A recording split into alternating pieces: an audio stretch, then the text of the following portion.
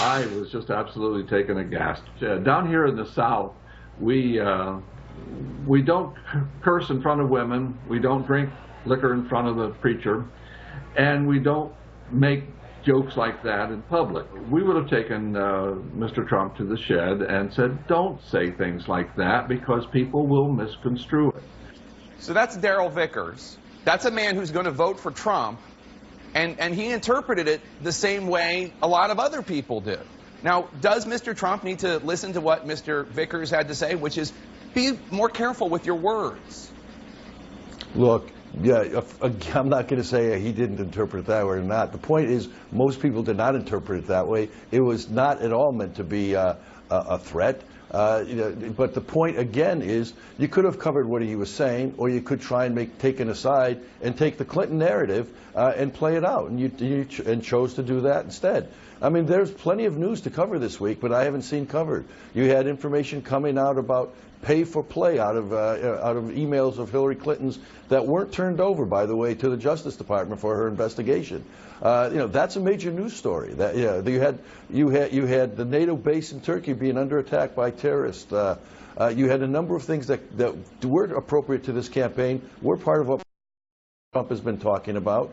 You had economic numbers coming out this week that showed that productivity is down, housing ownership is down, unemployment, is at at over 102 million. These are all things that could have been covered this week. Instead, you took an aside that the Clinton narrative told you was something Mr. Trump told you he didn't mean, and you played it out for 2 days. Okay, first of all, that's what we're talking about. But as a factual matter, on Monday, my show covered Mr. Trump's speech. Okay, we did. We covered Mr. Trump's speech. We covered the narrative, and we did cover those Hillary Clinton emails. So when these things, just because you say them, they're not true. I mean, we have been covering the substance. We have been covering the things that are bad to Hillary Clinton. Jake, we've been talking about these messages all week. You covered it one day, and you covered this aside about the Second Amendment for 3 days. I mean, come on, there's not a comparison here. You had a chance to have a serious discussion about the two economic programs that were presented this past week, this very week, by the two candidates. There was no discussion. There was no comparison. And Mr. Trump bears no responsibility. And Mr. Trump bears no responsibility for his campaign being off message. He's not his comments about the Second Amendment had nothing to do with why we weren't covering the economic message. His point about the Second Amendment was that people who cared about the Second Amendment should be concerned about Hillary Clinton's candidacy, and that those who are concerned probably would take up the cause. Now, you could interpret it, which I certainly didn't, as a threat. But if you want to go back and look at threats, then you ought to go back to 2008 when Hillary Clinton was running against Obama. And in May of that year, when she was clearly the loser and asked, why are you still in the race? She said, well, remember, Bobby Kennedy was assassinated in 1968. I mean, that's a much more direct reference laid at the feet of Hillary Clinton. We did cover, I did cover that in 2008. I did cover it in 2008. And Hillary Clinton, what she did?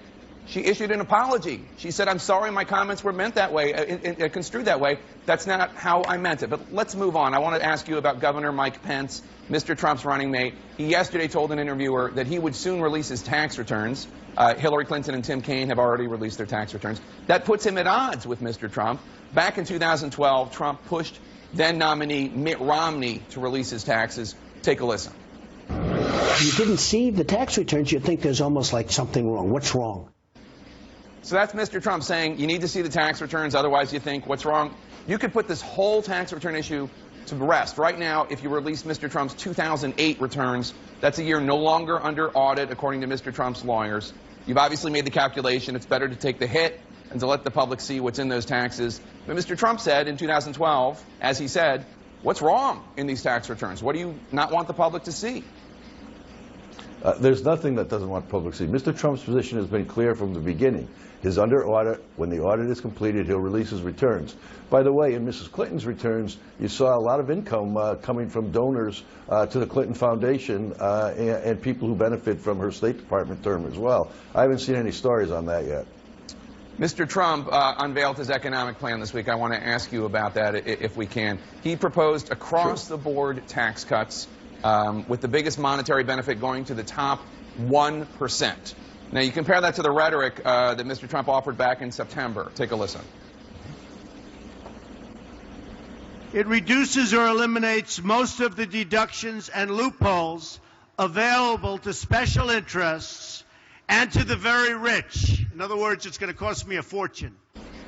Now listen to what Mr. Trump had to say to the Today Show in March. Do you believe in raising taxes on the wealthy? I do, including myself. Does seem that the plan he unveiled Monday walks away from what he said in March and last September when he talked about how it was going to really hurt the very wealthy.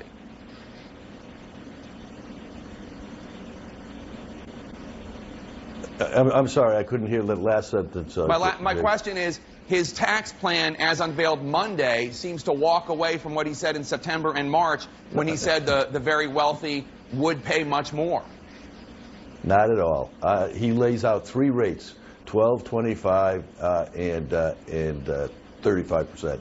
In those rates, what he's talking about is increasing and taking away a number of deductions that are used by the very wealthy. I'm sorry, it's 33%. Taking away deductions that are only used by the wealthy. So that, but more importantly, he removes from the tax rolls, a significant percentage of the American people. Taxes will go down. There'll be more real spending income for middle-income working families, and as a result of this tax plan, all of the components of the tax plan, the trade elements, the investment elements, you're going to have a situation where jobs are going to come back to America. Manufacturing is going to benefit again. The coal industry is going to benefit again. The oil and gas industry is going to benefit again, which means more jobs, good paying jobs, and as a result, the economy will grow again, unlike what it has under Obama, where you've had the slowest growth since World War II. And the Clinton plan that was announced this week would simply be more of the same, so that the kind of growth you've experienced for the last 8 years, you'll experience for 4 more years. Whereas the Trump plan, similar to the Reagan plan, and frankly similar to the John F. Kennedy plan in 1961, would spur growth, create jobs, and lower taxes for most Americans. But it wouldn't cost Mr. Trump a fortune, is my point. But I only have time for one more question, sir, so let me ask you this.